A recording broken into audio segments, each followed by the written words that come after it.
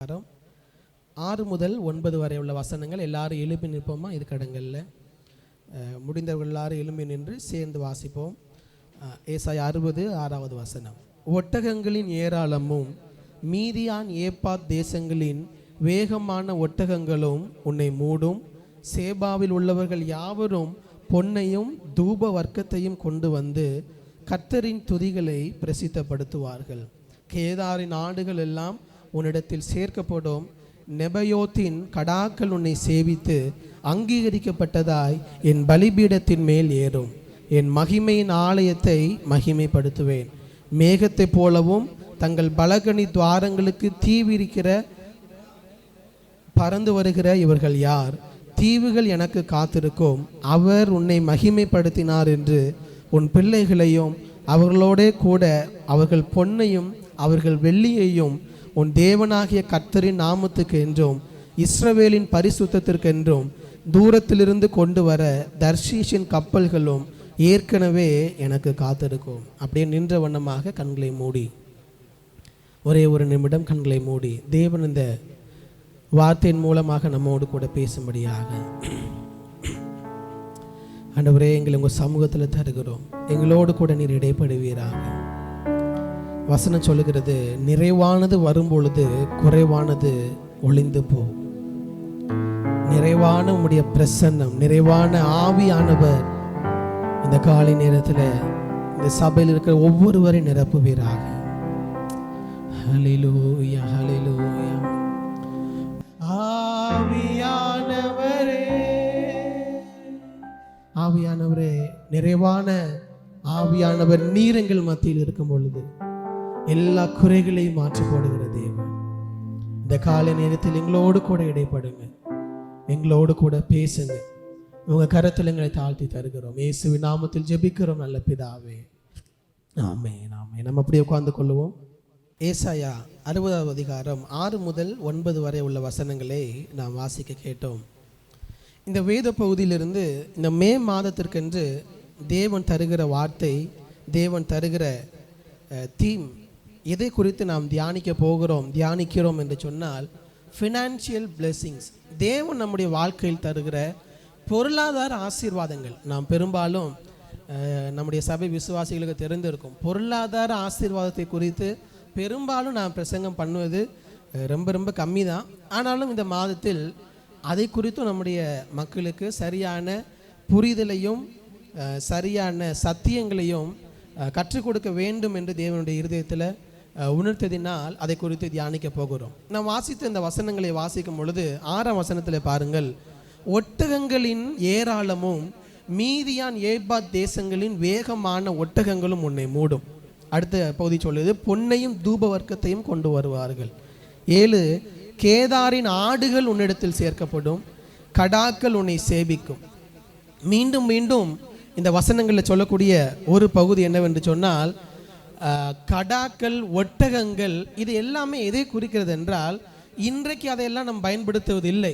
ஆனால் ஆரம்ப காலகட்டத்தில் இதெல்லாம் எதை குறிக்கிறது என்றால், ஒரு மனிதனுடைய செல்வம், அவனிடத்தில் இருக்கக்கூடிய பொருளாதார வளர்ச்சி எப்படி இருக்கிறது என்பதைத்தான் இது குறிக்கிறது. ஆடுகள் ஏராளம் இருக்கிறது என்றால் அவர் பெரிய பணக்காரராக இருக்கிறார் என்ற அர்த்தம். இன்னைக்கு உங்கள் பேங்க் பேலன்ஸ் எவ்வளோ இருக்குது, உங்கள் நகை எவ்வளோ வச்சுருக்கிறீங்கிறத வச்சு இன்றைக்கி என்ன பண்ணலாம், ஒரு மனிதனுடைய செல்வாக்கு எப்படி இருக்குது அப்படிங்கிறத பார்த்து கொள்ளலாம். ஆனால் அன்றைக்கு ஒரு மனிதனிடத்தில் எவ்வளவு ஆடுகள் இருக்கிறது, எவ்வளவு கடாக்கள் இருக்கிறது, எவ்வளவு ஒட்டகங்கள் இருக்கிறது, நீங்கள் வசனத்தெல்லாம் வாசிக்க முடியும். யோபு எவ்வளவு செல்வ சீமானா இருந்தான் என்பதை அவனத்தில் இருந்த ஆடுகளும் கடாக்களும் ஒட்டகங்களும் கழுதைகள் இதெல்லாத்தையும் கொடுத்து சொல்லும் பொழுது அவன் எவ்வளவு பணக்காரன் என்பதை பார்க்க முடியும். அப்போ வசனம் சொல்லுகிறது, ஒட்டகங்களின் ஏராளம் இருக்கும், ஆடுகள் கடாக்கள் உன்னை சேவிக்கும். இதெல்லாம் எதை சொல்லுகிறது என்றால், தேவன் நம்முடைய வாழ்க்கையில் தரக்கூடிய பொருளாதார ஆசீர்வாதங்கள். பொருளாதாரத்தை தந்தும் தேவன் நம்மை ஆசீர்வதிக்கிறார், இல்லை என்று சொல்லவில்லை. தேவனுடைய ஆசீர்வாதம் பொருளாதாரம் மட்டுமல்ல, பொருளாதாரத்தின் மூலமாகவும் தேவன் நம்மை ஆசீர்வதிக்கிறார். அப்படி ஆசீர்வதிக்கும் பொழுது தேவன் பொருளாதாரத்தை நமக்கு தந்து நம்ம என்ன பண்றார் அப்படின்னா மகிமைப்படுத்துகிறார். நான் 1ஆம் தேதி அதிகாலையில் சொன்ன 7ஆம் வசனத்தினுடைய கடைசி பகுதி, என் மகிமையின் ஆலயத்தை மகிமைப்படுத்துவேன், 9ஆம் வசனத்தினுடைய முதல் பகுதியில் அவர் உன்னை மகிமைப்படுத்தினார். அப்போ இந்த மாதத்தில் தேவன் நம்மை எப்படி மகிமைப்படுத்துகிறார் என்றால், அதில் ஒரு வழி நம்மை பொருளாதார ரீதியாக ஃபினான்ஷியல் பிளெஸ்ஸிங்ஸ் அதை தேவன் நமக்கு தந்து இந்த உலக பிரகாரமாக நம்மை ஆசீர்வதிக்கிறார். இந்த பூமிக்குரிய காரியங்களில் நம்மை ஆசீர்வதிக்கிறார். அதன் மூலமாக நம்மை மகிமைப்படுத்துகிறார். பதிலுக்கு நாம் தேவனை எப்படி மகிமைப்படுத்த வேண்டும், என்ன செய்ய வேண்டும்? அதே வசனங்களில் சொல்லப்பட்டிருக்கிறது.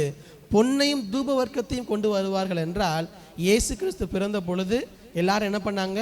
ஞானிகள் பொன்னையும் தூப வர்க்கத்தையும் கொண்டு வந்து இயேசுவுக்கு முன்பதாக படைத்து அவங்க தேவனை ஆராதித்தார்கள். 7ஆம் வசனத்தில் சொல்லப்பட்டிருக்கிறது, பலிபீடத்தின் மேல் ஏறும்.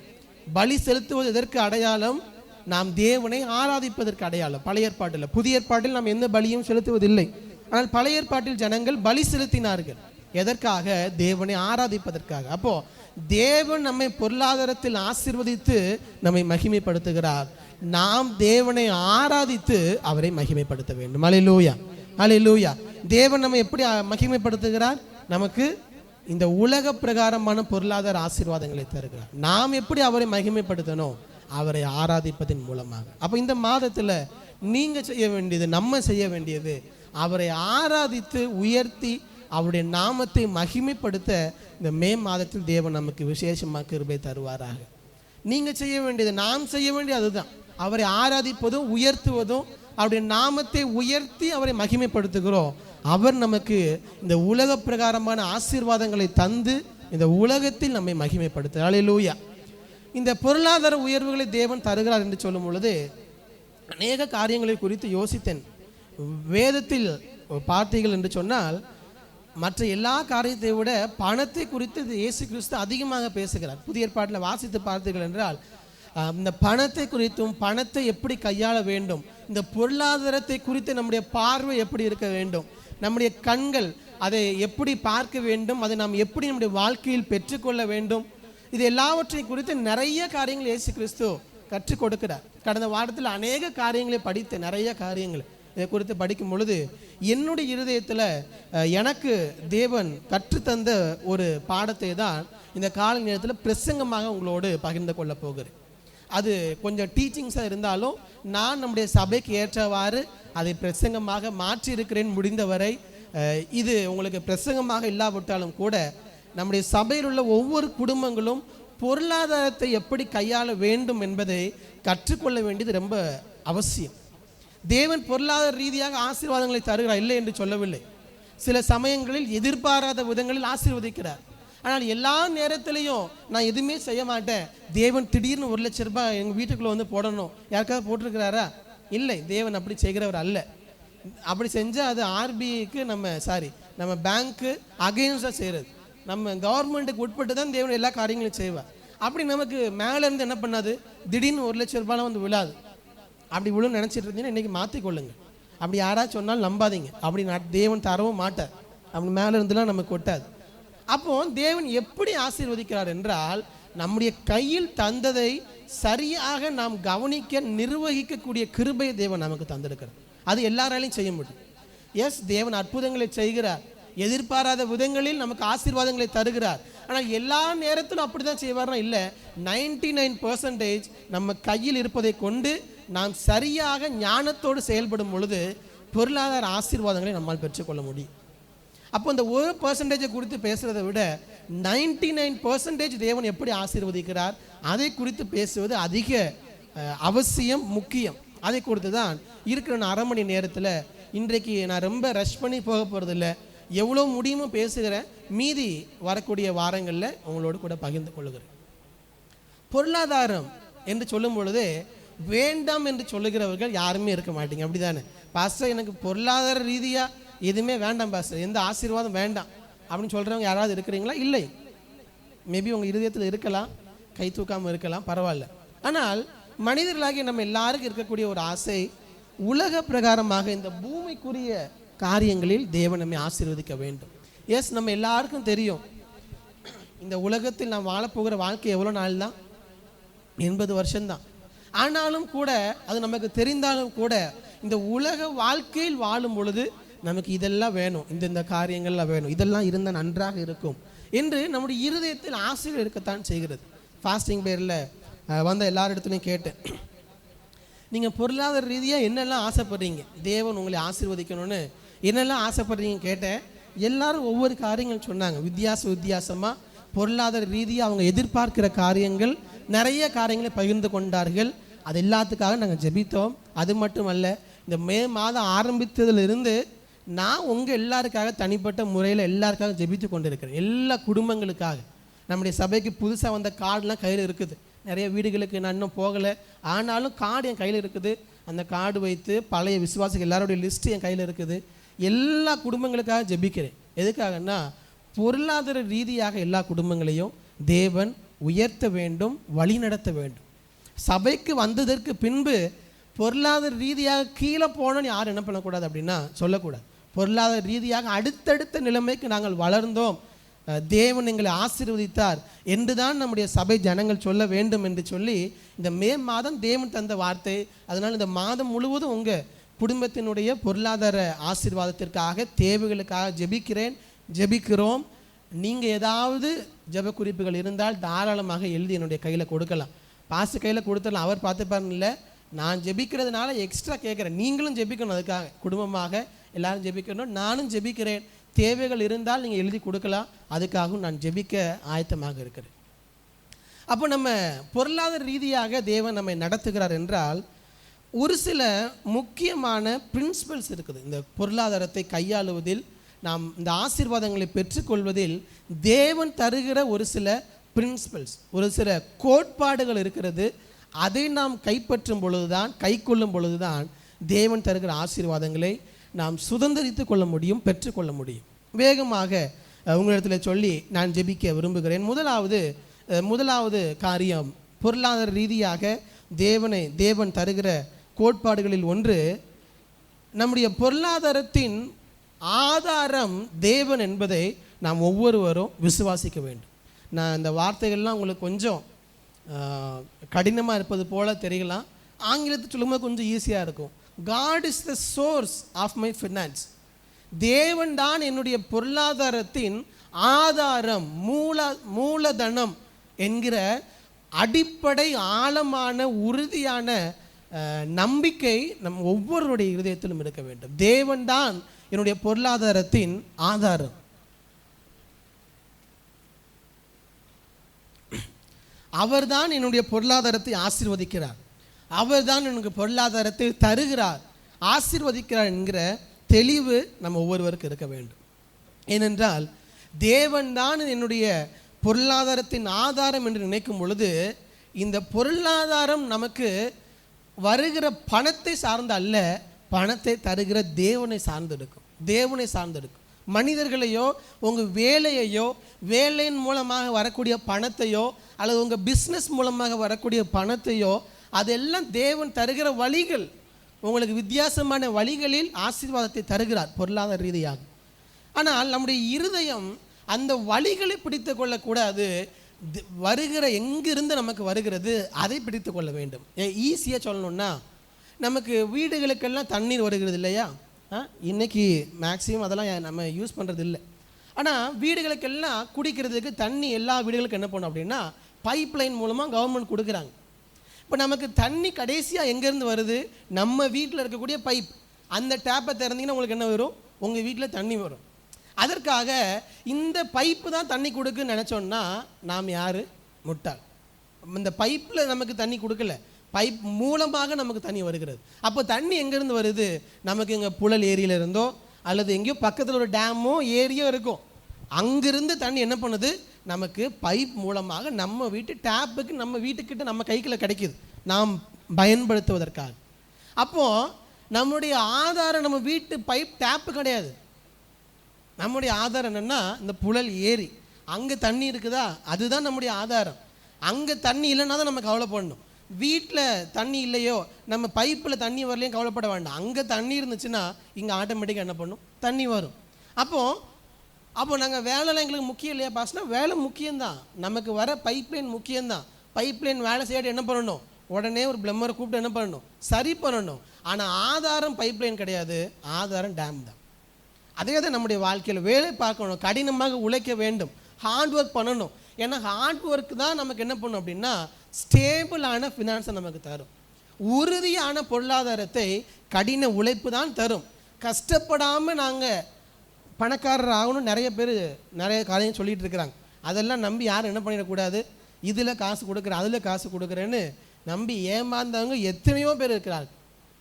எத்தனையோ பேர் ஏமாந்தவங்க மட்டும் இல்லை, அதனால் கோர்ட்டு கேஸ் நமக்கு தெரிந்தவர்களே, நமக்கு சபையில் உள்ள தெரிந்தவர்களே இருக்கிறாங்க. சபையில் உள்ளவர்களுக்கு தெரிந்தவர்கள் பெரிய பெரிய பிரச்சனைகள் மாட்டி இருக்கிற வீடிலிருந்து எல்லாவற்றையும் கவர்மெண்ட் எடுத்துக்கொண்டு பல கோடி நஷ்டத்தில் போனவங்களாம் இருக்கிறாங்க. காரணம், நீங்கள் கஷ்டமே பட வேண்டாம், காசு மட்டும் என்ன பண்ணும் உங்களுக்கு கிடைக்கும். அப்படி எங்கேயாவது கிடைக்குமா? இல்லவே இல்லை.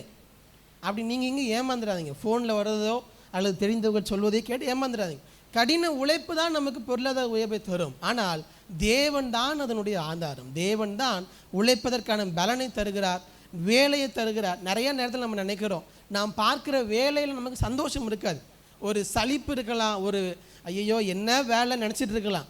ஆனால் யோசிச்சு பாருங்கள், இந்த வேலை இல்லாமல் சமுதாயத்தில் எத்தனை பேர் சுற்றி கொண்டு இருக்கிறார்கள். ஏதாவது ஒரு வேலை கிடைக்காதா, ஏதாவது ஒன்று கிடைக்காதான்னு எத்தனை பேர் நம்ம சமுதாயத்தில் இருக்கிறார்கள். அப்போ தேவன் தந்த வேலை, தேவன் தந்த பிஸ்னஸ், நம்ம கையில் பொருளாதாரத்தை தருகிற எதுவாக வேண்டுமானாலும் அதை சந்தோஷத்தோடு ஏற்றுக்கொள்ளக்கூடிய மனப்பக்குவம் இருக்கணும். ஏன்னா தேவன் தான் அதை தந்திருக்கிறார். அதன் மூலமாக நம்முடைய பொருளாதாரத்தை தேவன் ஆசீர்வதிக்கிறார். அப்போ தேவன் தான் என்னுடைய பொருளாதாரத்தின் ஆதாரம் என்றால் நம்ம எல்லாரும் செய்யக்கூடிய காரியம், நாம் தேவன் தந்த பொருளாதாரத்தின் மூலமாக அவரை கனப்படுத்த வேண்டும். நான் வழக்கமாக அடிக்கடி உங்களாக சொல்கிற காரியம்தான், அதை நான் அதிக நேரத்தை எடுத்துக்கொள்ள விரும்பவில்லை. வசனம் சொல்லுகிறது, நீதிமொழிகள் 3வது அதிகாரம் 9-10 வசனங்கள் எடுங்க. நீதிமொழிகள் 3:9-10 வேகமாக ஒரு வாசியுங்கள்.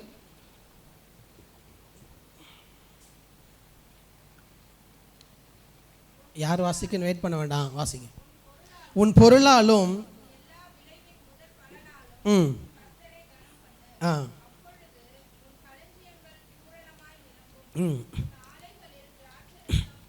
போதும் போதும். உன் பொருளாலும் உன் எல்லா விளைவின் கடைசி பலனாலும் சொல்லியிருக்குது.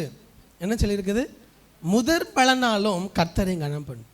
அப்போ தேவன் தான் என்னுடைய பொருளாதாரத்தின் ஆதாரம் என்கிற நம்பிக்கை நமக்கு இருக்கும் பொழுது நாம் செய்ய வேண்டிய மிக முக்கியமானது என்னென்னா, நம்முடைய பொருளாலும் தேவன் நம்மை ஆசீர்வதிக்கிற ஆசீர்வாதத்தாலும் தேவனை கனம் பண்ண வேண்டும். முதற் பலனாலும் give the first, give the best to the God. நிறைய பேர் கொடுப்பாங்க, அவங்க வீட்டில் இதுக்கு மேலே யூஸ் பண்ணுறதுக்கு வாய்ப்பே இல்லை. நீங்கள் அப்படி கொடுக்கலாம், தப்பு கிடையாது, நம்ம கொடுக்கலாம். ஆனால் தேவனுக்கு கொடுக்கறது அதை மட்டும்தான் கொடுக்கக்கூடாது. நம்மளால் முடிந்த எல்லா பெஸ்ட்டும் எனக்கு யார் தான் கொடுக்கணும்னா ஆண்டவர் கொடுக்கணும். ஏன்னா அவர் தான் அதனுடைய ஆதாரம். நம்முடைய பொருளாதாரத்தின் ஆதாரம் தேவன் தான். அப்போது give your best, give the first to God. பழைய ஏற்பாடின் முறைமையின்படி எல்லா வீட்டினுடைய முதற் குழந்தை யாருக்கு தான் அப்படின்னா ஆண்டவருக்கு தான். இன்றைக்கி அப்படி இருந்தால் எல்லா வீட்லேயும் இருந்த யார் வந்துடுவா? ஒவ்வொரு பாஸ்டர் வந்துடுவாங்க. எல்லா வீட்லேயும் முதல் பிள்ளைங்க யார் தான்? பாஸ்டர் தான். ஆனால் புதிய ஏற்பாட்டில் தேவன் அப்படி யாரையும் கட்டாயப்படுத்தலை. ஆனால் புதிய ஏற்பாட்டில் தேவன் எப்படி மாற்றி விட்டார் என்றால், எல்லாருமே யார் தான்? ராஜரிக ஆசாரிய கூட்டம் தான். ஒருவர் தான், வீட்டிற்கு ஒருவர் என்று அல்ல, நாம் எல்லாருமே ராஜரிக ஆசாரிய கூட்டம் தான். நம்ம எல்லாருமே தேவனுடைய வேலையை செய்கிற ஊழியர்கள் தான். நம்ம எல்லாருக்கும் அந்த பாக்கியத்தையும் அபிஷேகத்தையும் தந்திருக்கார். அப்போ அவர் ஆதாரம் என்று சொல்லும் பொழுது நம்முடைய விளைவின் முதல் பலனால் அவரை கனப்படுத்த நாம் கற்றுக்கொள்ள வேண்டும். ஏனென்றால் அது எதை காட்டுகிறது? உங்கள் கையில் சம்பளம் வருது, அதில் 10ல் 1 தேவனுக்கு நீங்கள் கொடுக்குறீங்கன்னா எதை காட்டுது? ஆண்டவரே, இந்த பணம், இந்த தொகை, இந்த வருமானம், இந்த பிஸ்னஸில் வந்த லாபம், என்னுடைய வேலையின் மூலமாக கிடைத்த இந்த சேலரி நீங்கள் எனக்கு தந்தது, உங்கள் மூலமாக எனக்கு தந்தது. எனக்கு நீங்கள் தந்ததிலிருந்து நம்ம வேதத்தில் சொல்லப்பட்டதன்படி 10ல் 1 அல்லது தேவ உங்கள் இருதயத்தில் உணர்த்துகிறதையோ தேவனுக்கென்று கொடுக்கும் பொழுது, ஆண்டவரே, நீர் தந்த ஆசீர்வாதத்தில் உமக்கென்று தந்து உண்மை கனப்படுத்துகிறேன். அது நான் வேறு ஒன்றும் கிடையாது, சிம்பிள். நாம் தேவன் தந்ததிலிருந்து உங்களுக்கு தந்து நான் அதை உண்மை கனப்படுத்துகிறேன். அது மட்டுமல்ல, நாம் கொடுக்கும் பொழுது பழைய காலத்தில் தேவன் தந்ததுக்கும் நன்றி சொல்கிறோம். ஆண்டவரே, இப்பொழுது என்னுடைய வாழ்க்கையில் நீர் தான் முதலிடம், அதுக்கும் நான் நன்றி செலுத்துகிறேன். அதே நேரத்தில் என்னுடைய எதிர்காலத்திலையும் நான் உங்களை தான் நம்பி இருக்கிறேன், இதை அல்ல என்பதையும் அது காட்டுகிறது. அப்போ தேவனுக்கென்று நாம் கொடுப்பது கடந்த காலத்தையும் நம்ம கனெக்ட் பண்ணுறோம், நிகழ்காலத்தையும் கனெக்ட் பண்ணுறோம், எதிர்காலத்தில் உண்மையை நம்பி இருக்கிறேன் என்பதை நாம் காட்டுகிறோம். அப்போ தேவன் ஆதாரம் என்கிற, தேவன் தான் என்னுடைய பொருளாதாரத்தின் ஆதாரம் என்கிற நம்பிக்கை நமக்கு இருக்க வேண்டும். அது நாம் தேவனுக்கென்று கொடுத்து அவரை கனப்படுத்துவதில் நமக்கு தெரிய வேண்டும். இரண்டாவதாக நான் வேகமாக சொல்லுகிறேன். இரண்டாவது, நீதிமொழிகள் 27வது அதிகாரம் 23, 24 வாசிங்க. நீதிமொழிகள் 27, 23, 24 வசனங்களே ஒரு வாசியுங்கள். உன் ஆடுகளின் நிலைமையை நன்றாய் அறிந்து கொள், உன் மந்தைகளின் மேல் கவனமாயிரு, செல்வம் என்றைக்கும் நிலையாது, கிரீடம் தலைமுறை தலைமுறை தோறும் நிலை நிற்குமோ. நான் பிரசங்க ஆரம்பத்திலே சொன்னேன், ஆடுகளும் கடாக்களும் ஒட்டகங்களும் எதை குறிக்கும் என்று? எதை குறிக்கும்? கடந்த காலத்தில் அந்த குடும்பத்தினுடைய பொருளாதாரம், செல்வம். அப்போ இங்கே ஆண்டவர் சொல்லுகிறார், உன் ஆடுகளின் நிலைமை நன்றாய் அறிந்து கொள்ளனா, தேவன் உங்கள் கையில் தருகிறார் இல்லையா பொருளாதார ஆசீர்வாதம், வருமானம், அதை குறித்ததான தெளிவு நமக்கு என்ன பண்ணணும் அப்படின்னா இருக்கணும். நிறைய பேர் சொல்லி கேட்டிருக்கிறேன், நம்ம சபையில் உள்ள நீங்களே நிறைய பேர் சொல்லி கேட்டிருக்கிறேன், பாஸ்டர் சம்பளம் வருது, எங்கே போகுதுன்னே என்ன தெரியல பாஸ்டர், எங்கே போகுதுன்னே தெரிய மாட்டேங்குது, காலி ஆயிடுது அப்படின்னா அது மிக மிக அபாயமான நிலை. நீங்கள் இனிமேல் என்ன பண்ணக்கூடாது அப்படின்னா அப்படி சொல்லக்கூடாது. எங்கே போகுதுன்னே தெரியலன்னா, எங்கே போகுதுன்னு தெரியும், நாம் அதை கவனிக்கவில்லை, அதுதான் அர்த்தம். இன்றைக்கி அதுலேயும் நமக்கு ரொம்ப ஈஸி ஆயிடுச்சு, கையில் காசு இருந்தாவது எங்கெங்கே எடுக்கிறோம் எங்கெங்கே கொடுக்குறோம் தெரியும். இப்போ எல்லாமே என்ன வந்துருச்சு, ஜிபேயில் வந்துருச்சா, எதுக்கு செலவு பண்ணுறோன்னே தெரிய மாட்டேங்குது. 10,000 ரூபாய் 20,000 ரூபாய் அக்கௌண்ட்டில் இருக்கிற மாதிரி இருக்குது, திடீர்னு பார்த்தா 1000 ரூபாய் இருக்குது. எல்லாம் எங்கெங்கே போகுது, எப்படி செலவு பண்ணுறோம். அதுவும் இப்போ எல்லாம் நமக்கு ஆன்லைன்லேயே நிறைய ஆர்டர் பண்ணுற மாதிரி வந்துருச்சு, அங்கங்கே ஆர்டர் பண்ணுறோம், அங்கங்கே வாங்குகிறோம், எங்கே செலவு பண்ணுறோம் என்கிற தெளிவே நமக்கு இல்லை.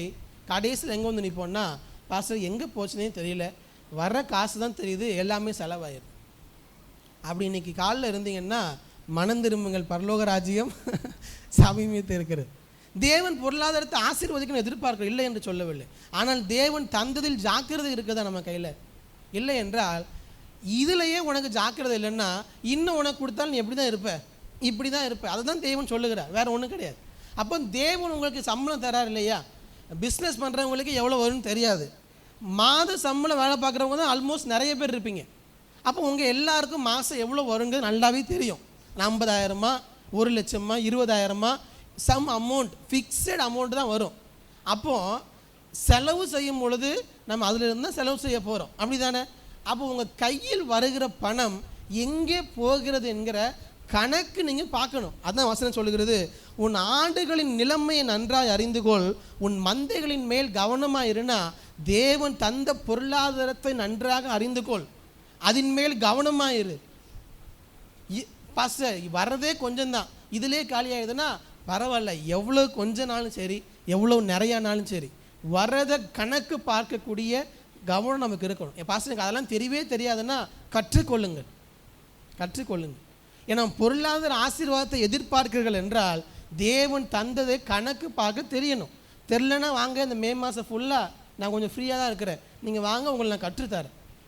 குடும்பமாக வரணும், கணவன் மனைவி 2 பேர் சேர்ந்து வரணும், தனியாக வந்து கேட்கக்கூடாது, 2 பேர் சேர்ந்து வரணும்.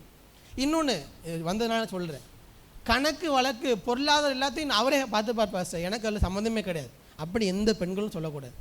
அதே போல் காசெல்லாம் ஹேண்டில் பண்ணுறது அவ தான் பாஸ்டர், நான் அதில் கணக்கு தலையிடுறதே கிடையாது அப்படின்னு எந்த ஆண்களும் சொல்லக்கூடாது. நீங்களாக விலகினாலும் சரி, அவங்க அதுக்கான உரிமையை கொடுக்காட்டாலும் சரி, தப்பு தான், ரெண்டுமே தப்பு தான். அது உங்களுடைய பணம், உங்கள் குடும்பத்தினுடைய பணம், அப்படி தானே? எத்தனை பேர் அதை ஏற்றுக்கொள்ளுகிறீர்கள்? அல்லேலூயா. நிறைய ஆண்கள் கை தூக்குற மாதிரி தெரியல, அல்லேலூயா. எல்லா ஆண்களும் கை தூக்குற வரைக்கும் நான் விட போகிறதில்ல, அல்லேலூயா. பரவாயில்ல. அப்போது நீங்கள் சம்பாதிச்சாலும் சரி, உங்கள் மனைவி சம்பாதிச்சாலும் சரி, அது உங்கள் குடும்பத்தினுடைய பணம் தான், உங்களுடைய பணம் அல்ல, உங்கள் குடும்பத்தினுடைய பணம். ஏனென்றால் கல்யாணம் ஆகும்போது என்ன தான் சொல்கிறோம், வாழ்விலும் சாவிலும் துன்பத்திலும் இன்பத்திலும் உயர்விலும் தாழ்விலும் நம்ம எப்படி தான் இருப்போம், ஒன்றா தான் இருப்போம். அப்போ பணம் மட்டும் தனித்தனியாயிருமா? நிறைய பேர் சிரிக்கிறீங்க, எதுக்கு சிரிக்கிறீங்கன்னு தான் எனக்கு தெரிய மாட்டேங்குது. பாஸ்டர் எங்கள் வீட்டில் அப்படி தான் இருக்குன்னு சிரிக்கிறீங்களா, இல்லை எதுக்கு சிரிக்கிறீங்கன்னு தெரில. அப்போது நம்ம 2 பேருக்கும் தெரியணும் அது நம்ம எதுக்கு செலவு பண்ணுறோம், எங்கே போகுது மணி, எப்படி செலவு பண்ணுறோம். ஏனென்றால் சில நேரங்களில் நம்ம ஜாக்கிரதை இல்லாமல் செலவு பண்ணலாம். மனைவி சொல்லுவாங்க, இதிலெல்லாம் நம்ம என்ன பண்ணக்கூடாது, தேவையில்லாமல் செலவு பண்ணக்கூடாது, காசு வேஸ்ட் பண்ணக்கூடாதுன்னு சொல்லலாம். ஒரு சில வீடுகளில் மனைவி ஜாக்கிரதை இல்லாமல் ஒரு சில செலவுகள், வீண் செலவுகள் செய்யலாம். கணவருக்கு மேபி அதை குறித்து தெரிந்திருக்கலாம், இல்லைம்மா இதிலெல்லாம் நம்ம என்ன பண்ணக்கூடாது, காசு செலவு பண்ணக்கூடாது, இதெல்லாம் நமக்கு தேவையில்லாதது என்கிற தெளிவு கணவன் மனைவி 2 பேருக்கு இருக்க வேண்டும். பரவாயில்ல, நிறைய பேர் ஊருக்கெலாம் போயிருக்கிறாங்க, வீடியோ இருக்குது, எல்லாருக்கும் அமுச்சு எல்லா ஃபேமிலியும் நம்ம சர்ச்சில் பார்க்க சொல்லணும். யாரெல்லாம் வரலையோ அவங்களுக்கு அமுச்சுங்க.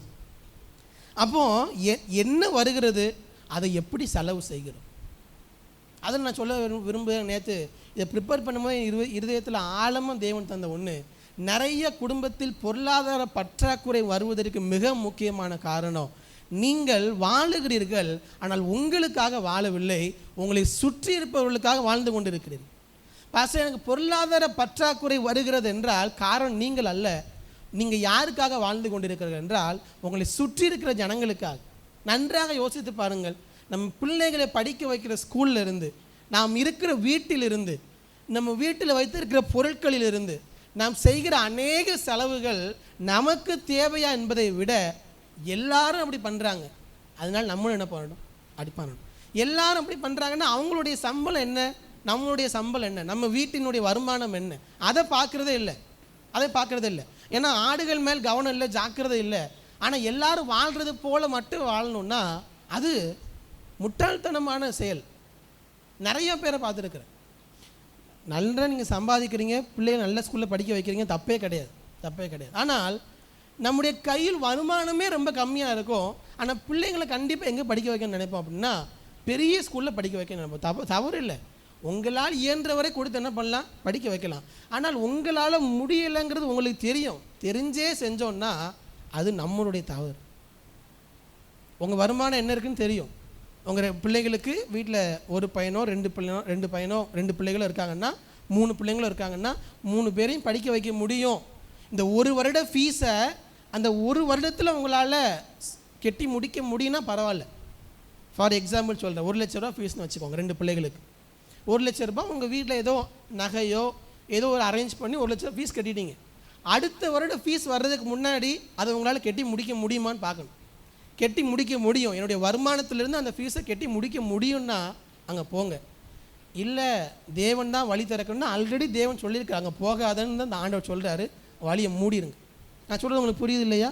இன்றைக்கி ஃபீஸ் கட்டுறீங்கன்னா அடுத்த வருடம் ஃபீஸ் வர்றதுக்குள்ளே அதை கட்டி முடிக்கக்கூடிய திராணி நம்ம கையில் இருக்கணும். நிறைய வசனம் எழுதி வச்சிருக்கிறேன். லூக்கா 14:28-29 வாசிங்க. லூக்கா 14:28-29 வேகம் ஒருத்தர் வாசிங்க, டைம் ஆச்சு.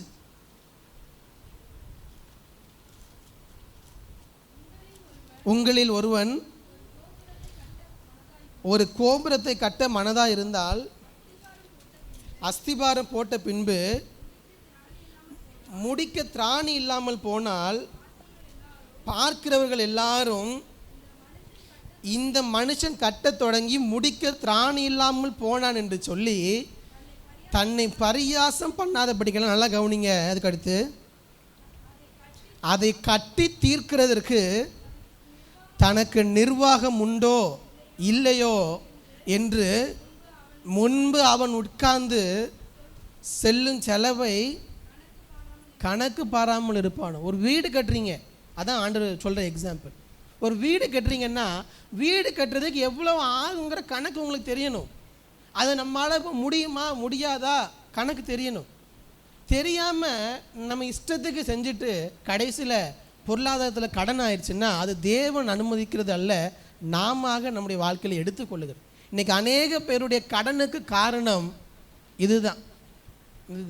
இது ஸ்கூல் ஒரு எக்ஸாம்பிள் சொல்லியிருக்கிறேன். இருக்கிற வீடு ரெண்ட்டுக்கு இருக்கிறோமோ சொந்த வீடு வாங்குகிறோமோ இன்னும் வாங்கணும்னு நீங்கள் யோசித்து கொண்டு இருந்தாலும் ஓகே, இதெல்லாம் மனதில் கொள்ள வேண்டும்.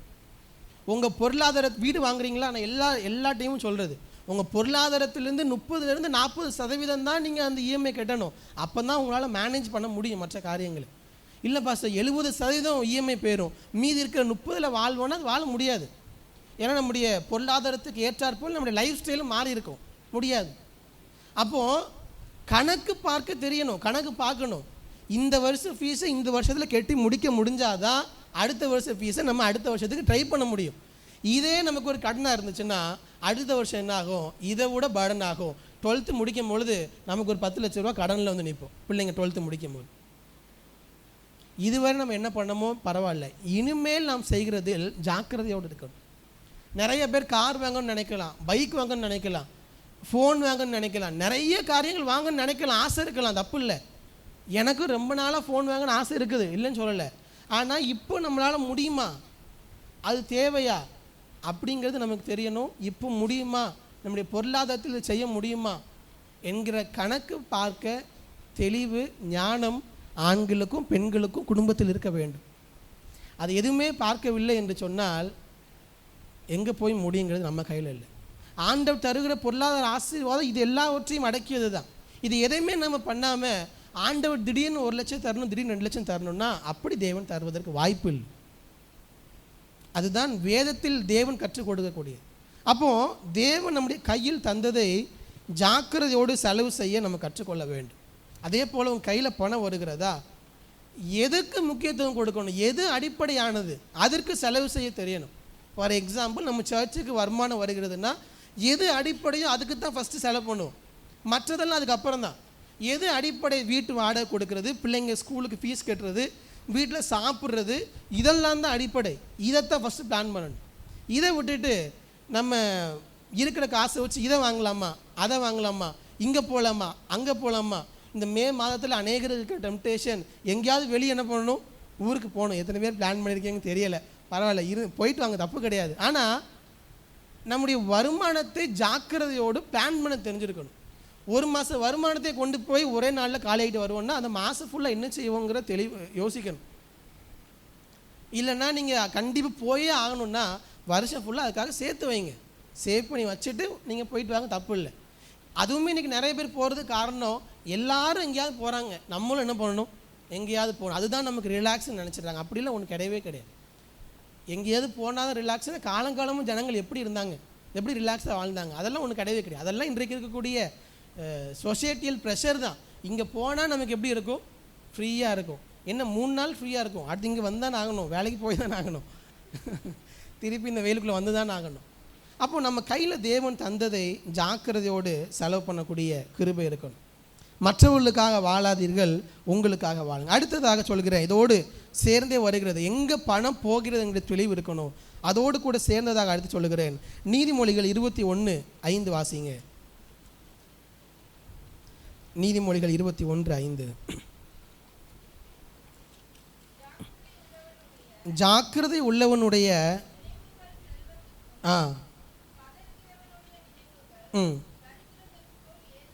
ஏதுவாகும். ஜாக்கிரதை உள்ளவனுடைய நினைவுகள் செல்வத்துக்கும் பதறுகிறவனுடைய நினைவுகள் தரித்திரத்துக்கும் ஏதுவாகும்.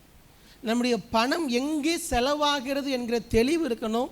அதை நம்ம சரியாக நோட் பண்ணி வைக்கணும், கவனித்து பார்க்கணும். எவ்வளோ இன்கம் வருது, நம்ம எவ்வளோ செலவு பண்ணுறோம், அப்படி அந்த மந்த் எண்டில் பார்க்கும் பொழுது உங்கள் இன்கமும் உங்கள் எக்ஸ்பென்ஸும் எப்படி இருக்குது. இன்றைக்கி இருக்கக்கூடிய காலகட்டத்தில் பார்த்தோன்னா பெரும்பான்மையான குடும்பங்கள் இன்கம் 25,000ன்னா செலவு கண்டிப்பாக 28-29 இருக்கும். இந்த 4,000 எப்படி வந்துச்சுன்னா அடுத்த மாதத்துக்கு முன்னாடி எங்கே தான் வாங்கியிருப்போம், எங்கேயாவது அட்ஜஸ்ட் பண்ணியிருப்போம், அப்படி சேர்ந்து கொண்டே வரும்.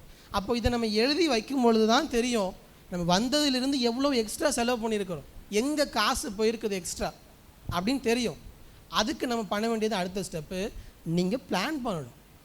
உங்கள் குடும்ப வருமானம் எவ்வளோன்னு தெரியும் இல்லையா, கணவன் மனைவி உட்காந்து இதுதான் நம்முடைய வருமானம், நம்ம எங்கே செலவு செய்ய போகிறோம். நான் நிறைய முறை சர்ச்சை சொல்லியிருக்கிறேன், உங்கள் மனைவி அது வேணும் இது வேணும் நிறைய கேட்குறாங்களா, அப்படி கேட்டாங்கன்னா சிம்பிளாக நீங்கள் அவங்களுக்கு அதை எப்படி நீங்கள் சரி செய்யலாம் அப்படின்னா, எவ்வளோ பொருளாதாரம் இருக்குங்கிறத, வீட்டுக்கு எவ்வளோ செலவு பண்ணுறதை உங்கள் மனைவி கையில் கொடுத்துருங்க. கொடுத்துட்டு நீ என்னன்னாலும் வாங்கிக்கோ, ஆனால் இந்த மாதம் ஃபுல்லாக நீ தான் என்ன பண்ணணும், குடும்பத்தை பார்த்துன்னு சொல்லிடுங்க. எதுவுமே செலவு பண்ண மாட்டாங்க, எல்லாத்தையும் சேர்த்து தான் வைப்பாங்க. ஏன்னா நம்ம கையில் பணம் இருக்கும்போது இந்த பொறுப்பு நம்ம கையில் வந்துவிடும். அப்போது 3வது நான் சொல்கிறது, கையில் இருக்க பணத்தை சரியாக பிளான் பண்ணணும். ஜாக்கிரதை உள்ளவனுடைய கையில் செல்வம் என்னாகும் அப்படின்னா நிலைத்து இருக்கும். பதறனுடைய நினைவுகள் தரித்திரத்துக்கு ஏதுவாக இருக்கும். அப்போ நம்ம கையில் தேவன் தந்ததை சரியாக பிளான் பண்ணணும். லூக்கால் நம்ம வாசித்தது போல் ஒரு வீடு கட்டுறதுக்கு முன்னாடி பிளான் பண்ணணும். அதுக்கு அடுத்த வசனங்களில் வாசித்து பார்த்தீங்கன்னா, ஒரு யுத்தத்துக்கு போகிறான்னா நம்ம கையில் எத்தனை சோல்ஜர்ஸ் இருக்கிறாங்க, வேலையாட்கள் இருக்கிறாங்க, ஆப்போசிட் டீமில் எத்தனை சோல்ஜர்ஸ் இருக்கிறாங்க, எத்தனை வீரர்கள் இருக்கிறாங்க, நம்மகிட்ட 10,000 இருக்குது, அவன்கிட்ட 20,000 இருக்குது, நம்மளால் ஜெயிக்க முடியாது. ஃபஸ்ட்டு என்ன பண்ணிடணும், போய் அவங்ககிட்ட சமாதானம் பண்ணிடணும். வசனம் இருக்குது லூக்கா 18, அது தொடர்ந்து இருக்குது. வாசிக்க வேண்டிய டைம் ஆயிடுச்சு, அதனால் முடிக்கிறேன். அப்போது செய்கிறதுக்கு முன்னாடி, இந்த மாதத்தை ஆரம்பிக்கிறதுக்கு முன்னாடியே இந்த மாதம் கையில் எவ்வளோ இருக்குது, அது எப்படி செலவு பண்ண போகிறோன்னு 2 பேரும் சேர்ந்து பிளான் பண்ணோம். இல்லைப்பா சார், நாங்கள் அப்படி போயிட்டே இருப்போம், அந்த ஃப்ளோவில் போயிட்டே இருப்போம், திடீர்னு என்ன செலவு வருதோ பண்ணிப்போம், செலவு வரலையே வச்சுப்போன்னா அது பணமும் போய்கிட்டே தான் இருக்கும், உங்கள் கையில் நிற்கவே நிற்காது. ஆரம்பத்தில் உட்காருங்க, இது வரைக்கும் இல்லாட்டாலும் இந்த மாதத்தில் செய்யுங்க.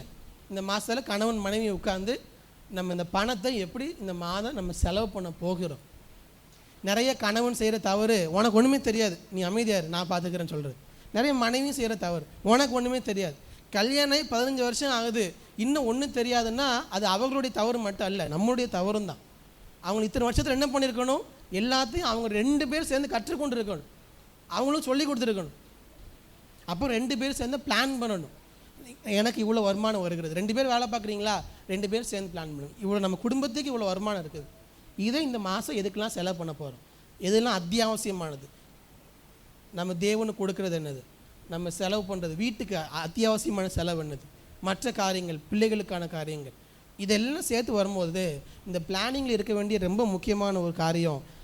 டைமாக சொல்லி முடிக்கிறேன். அதே 21 அதிகாரத்தில் 20வது வசனத்தை வாசிங்க. 21:20, நீதிமொழிகள் 21:20. வேண்டிய திரவியமும் எண்ணெயும் ஞானவானுடைய வாசஸ்தலத்தில் உண்டு, மூடனோ அதை செலவழித்து போடுகிறான். சொல்லி முடிக்கிறேன். 4வதாக, நீங்கள் ஃபஸ்ட்டு உங்கள் பொருளாதாரத்தின் ஆதாரம் தேவன் என்பதை தெரிந்து கொள்ளணும். அதனால் உங்கள் பொருளாதாரத்தினால் அவரை கனப்படுத்தணும். முதலாவது. 2வது சொன்னேன், பணம் எங்கே போகிறது, எப்படி செலவாகிறது, நீங்கள் யாருக்காக வாழுகிறீர்கள் என்பதை நாங்கள் நினைத்து பார்க்கணும். நம்ம எப்படி காசு செலவாகுங்கிறத கனெக்ட் பண்ணி வைக்கணும். 3வது அதுலேருந்து சொன்னது, அதனால் மாத ஆரம்பத்திலேயே எப்படி செலவு செய்ய போகிறோம் என்பதை கணக்கு பார்க்கணும். 4வது சொல்லுகிறேன், நீங்கள் எப்படி செலவு செய்ய போகிறீர்கள் என்று கணக்கு பார்க்கும் பொழுது அதில் இருக்க வேண்டிய ரொம்ப முக்கியமான ஒன்று, வேண்டிய திரவியமும் எண்ணெயும் யார் இடத்துல உண்டா, ஞானவானுடைய வாசஸ்தலத்தில் உண்டு, மூடனோ அதை செலவழித்து போடுகிறேன். நீங்கள் பிளான் பண்ணும்போதே இருக்க வேண்டிய ஒன்று என்ன அப்படின்னா, உங்களுடைய சேவிங்ஸ். எத்தனை பேருக்கு அந்த பழக்கம் இருக்குது, உங்கள் வருமானத்தில் இருந்து ஒரு சின்ன பகுதியை நான் சேவ் பண்ணி வைக்கிறேன் பாச, கை தூக்காட்டில் பரவாயில்ல, உங்களுக்கு பழக்கம் இருக்குதா இல்லையா, இல்லை அப்படின்னா 2வது பகுதி தான் நமக்கு. மூடனோ அதை செலவழித்து போடுகிறார். ஆனால் வேண்டிய திரவியமும் எண்ணெய் யார் இடத்துல உண்டா, ஞானவான இடத்துல உண்டு. உங்கள் வருமானத்தில் ஒரு பகுதியை எப்படி தேவனுக்கு கொடுக்கணுங்கிறது நம்ம சபையில் சொல்கிறோமோ, அதே போல் வருமானத்தில் ஒரு பகுதியை சேவ் பண்ணவும் செய்யணும். சேவ் பண்ணவும் செய்யணும். பாஸ்டர், எங்கே பாஸ்டர் வாய்ப்பு இருக்குது, வரதை விட செலவு அதிகமாக தான் இருக்க ஒழிய இதில் எங்கே நாங்கள் சேவ் பண்ணுறதுன்னா, நம்முடைய வாழ்க்கை லைஃப் ஸ்டைல் நம்ம வருமானத்துக்கு ஏற்றாற்போல் இருந்தால் சேவ் பண்ண முடியும். ஒன்று சேவ் பண்ணணும். அதுக்கு முன்னாடி செய்ய வேண்டியது, ஆல்ரெடி கடன் இருந்தால் அதை அடைப்பதற்கு தான் நம்முடைய முதல் முன்னுரிமை இருக்கணும். கடனுக்கு மாதம் மாதம் இன்ட்ரெஸ்ட் கட்டிகிட்டே இருக்கிறீங்களா, இஎம்ஐ கட்டுறது ஒன்றும் இல்லை, அதில் கடனும் இதுவும் சேர்ந்தே போயிட்டே இருக்கும். மற்றபடி கடன்னா நீங்கள் மாதம் மாதம் அதற்கு நீங்கள் காசு கொடுத்து போயிட்டே இருக்கிறீங்க, இன்ட்ரெஸ்ட் கொடுத்துட்டே இருக்கிறீங்க, கடைசி வரைக்கும் அந்த பிரின்சிபல் அமௌண்ட் என்ன பண்ண முடியாது, கொடுக்கவே முடியாது, அது அப்படி இருக்கும். அப்போ உங்கள் பொருளாதாரத்திலிருந்து அதை எப்படி நம்ம கொடுத்து சரி பண்ணுறது, அதை பிளான் பண்ணணும். நீங்கள் சேர்ந்து உட்காந்து ஒரு வருஷத்தில் நம்ம இவ்வளோவாவது கொடுத்து முடிக்கணும், எதுவுமே வழியில் அட்லீஸ்ட் 1 லட்சம் ரூபாயாவது நம்ம கொடுத்து முடிக்கணும் வருஷத்துக்கு. அந்த மாதிரி பிளான் பண்ணுங்கள். நீங்கள் கணவன் மனைவியாக உட்காந்து நீங்கள் அதற்காக ஜெபிக்கிறீர்கள் இல்லை என்று சொல்லவில்லை, ஜெபிக்கிறோம். தேவன் கற்றுத்தந்த காரியங்கள்னால் இதெல்லாம். இன்றைக்கி நிறையா ஃபினான்ஸ் மேனேஜ்மெண்ட் எங்கெங்கே எதெல்லாமோ கற்றுக் கொடுக்குறாங்க. எல்லாம் எங்கேருந்து எடுக்கிறாங்கன்னு நினைக்கிறீங்க, பைபிளில் இருந்து தான். என்ன பைபிள் மட்டும் சொல்ல மாட்டாங்க, எல்லாமே வேதத்திலேருந்து எடுக்கிறாங்க, எல்லாமே வேதத்தில் தேவன் வைத்திருக்கிறார். அப்போ ஞானவான் சேர்த்து வைப்பான் அவனுக்கு தேவையானது. மூடன் என்ன பண்ணுவானா, எல்லாத்தையும் கொஞ்சம் சத்தமாக சொல்லுங்கள், செலவழித்து போடுகிறான். சொல்லுங்கள் பாப்பா, என்ன செய்வானா மூடன்? அப்போது நம்ம கையில் வைக்க முடியலன்னா ஆண்டவர்கிட்ட கேளுங்க, ஆண்டவரே ஞானத்தை தாங்க, நாங்கள் எப்படி அதை சேர்த்து வைக்கணும், ஞானத்தை தாங்க. அதான் சொல்கிறேன், சேர்த்து வைக்கிறதுக்கு முந்தின ஸ்டெப்பு கடன் அடைப்பது. கடனோடையே நம்முடைய நாட்களை எடுத்து கொண்டு போகவே கூடாது. முடிந்த வரை கடனை எப்படி அடைக்க போகிறோம் இதுக்கு பிளான் பண்ணுங்கள். உங்கள் பட்ஜெட்டில் தேவனுக்கு கொடுப்பது முதலாவது, உங்கள் குடும்பத்திற்கென்று சேர்த்து வைப்பது. இது ரெண்டுக்கு அடுத்து எவ்வளோ மீதி இருக்கோ அதில் தான் உங்கள் குடும்பத்தை நடத்த வேண்டும். அதில் என்ன செய்ய முடியும்? நான் எப்போதுமே சொல்கிற ஒன்று, நான் 12th வரையும் கவர்மெண்ட் ஸ்கூல் தான் படித்தேன், தமிழ் மீடியம் கவர்மெண்ட் ஸ்கூல் தான் படித்தேன். நம்ம பிள்ளைங்க என்னென்னு தெரியல, ஸ்கூல் பற்றி திருப்பி சொல்லணும்னு தோணுது, அதனால் சொல்லுறேன். நம்ம பிள்ளைங்க எங்கே படிக்கிறாங்கிறது அவ்வளோ முக்கியம் இல்லை. நிறைய நேரத்தில் இந்த ஸ்கூலில் படித்தா பிள்ளைங்க நல்லா படித்தோன்னு நினைப்போம். நல்லா சொல்லுங்கள், யாராச்சும் ஒருத்தர் சொல்லுங்கள், இந்த ஸ்கூலில் படித்த எல்லாருமே இந்த மார்க் எடுக்காங்க, யாராவது சொல்ல முடியுமா? ஸ்கூலில் ஒரு 2 பேர் தான் என்ன பண்ணுவாங்க அந்த மார்க் எடுப்பாங்க, மீதி எல்லாரும் எப்படி இருப்பாங்கன்னா ஆவரேஜாக தான் இருப்பாங்க. அது எந்த ஸ்கூலாக இருந்தாலும் சரி. அப்போது நம்ம பிள்ளைங்க நல்லா படிக்கணும்னு ஆசைப்படலாம், தப்பு இல்லை. நம்முடைய தகுதிக்கு ஏற்ப நம்முடைய ஒரு வருஷத்தில் நம்மளால் மேனேஜ் பண்ண முடியுமா பார்த்து ஸ்கூலில் சேர்க்கலாம், தப்பு இல்லை.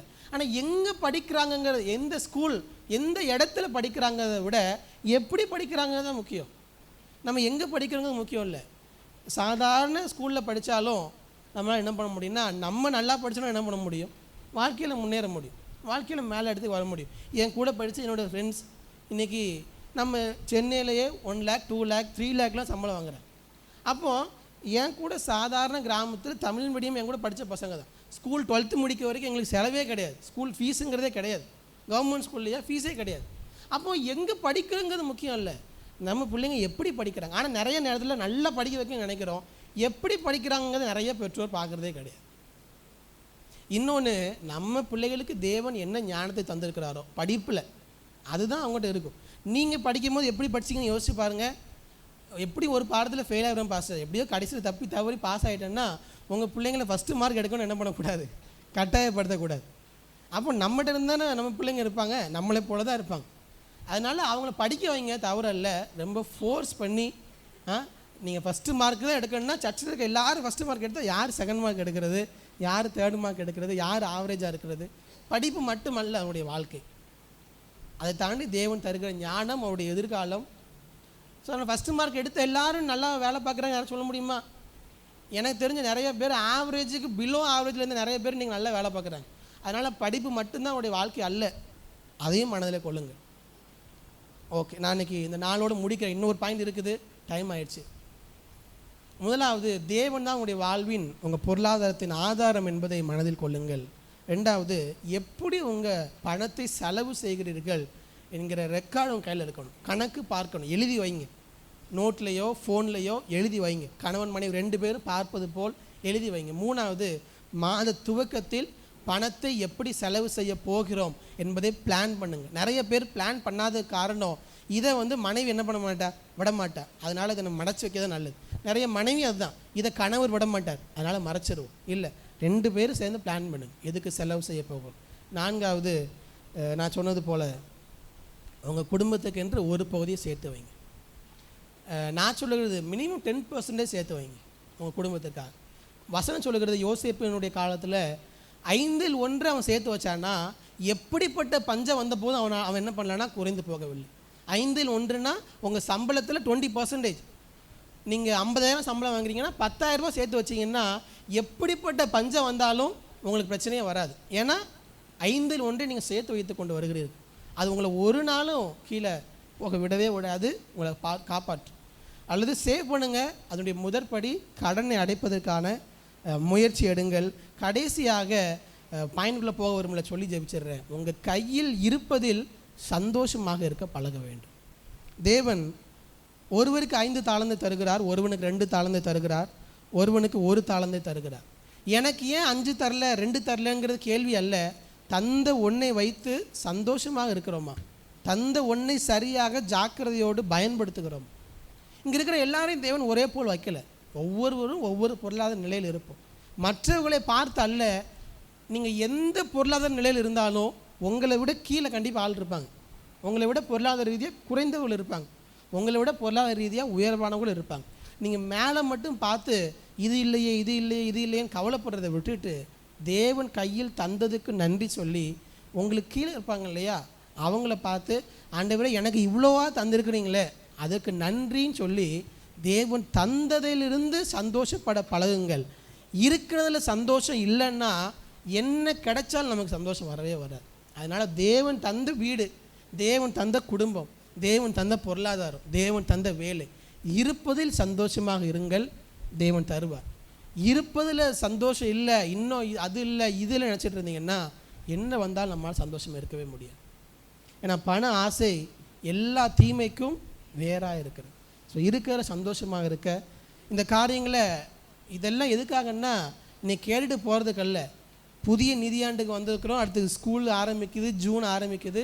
இதெல்லாம் உங்கள் குடும்பத்தில் 5 காரியம் சொல்லியிருக்கிறேன், 2 காரியமாவது இம்ப்ளிமெண்ட் பண்ணுங்கள், ப்ராக்டிஸ் பண்ணுங்கள். நான் சாட்சி கேட்கணும், பாஸ்டர் நீங்கள் சொன்னீங்க, நாங்கள் இருந்து இதை பண்ணோம், எங்கள் குடும்பத்தில் ஏதோ நாங்கள் கொஞ்சம் வளருகிறோம் என்கிற சாட்சியை நான் வரக்கூடிய நாட்களில் கேட்கணும். பாஸ்டர் இதெல்லாம் கஷ்டம் சொல்லக்கூடாது, இதெல்லாம் நம்ம செய்ய வேண்டியது வேதம் கற்றுக் கொடுக்குற காரியம்.